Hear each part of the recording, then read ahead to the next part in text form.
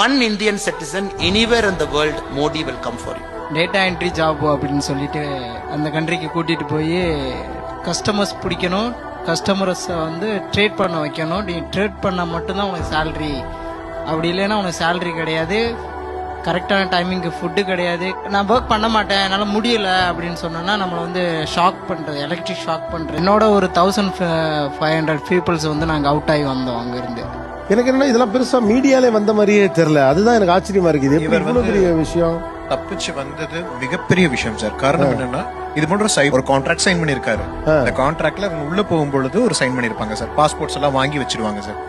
இந்திய அரசாங்கம் தான் சார் மிகப்பெரிய ஒரு துரிதமான நடவடிக்கை எடுத்திருக்கு. டூரிஸ்ட் விசால போய் சவுத் ஈஸ்ட் ஏஷியன் கண்ட்ரிஸ்குள்ள போய் திரும்பி வராம இருக்கக்கூடிய ஆட்களுடைய லிஸ்டை எடுத்து, ஏன்னா இவங்க கிட்ட இருந்து கம்யூனிகேஷன் வர்றதில்ல சார். இவங்க கிட்ட இருந்து கம்யூனிகேஷன் வர்றதில்ல. அவங்க ஜாமர் யூஸ் பண்ணுவாங்க, கட் பண்ணிடுவாங்க. இவங்க எங்கெங்கெல்லாம் டிரான்சாக்ட் பண்றாங்கன்னு எல்லாமே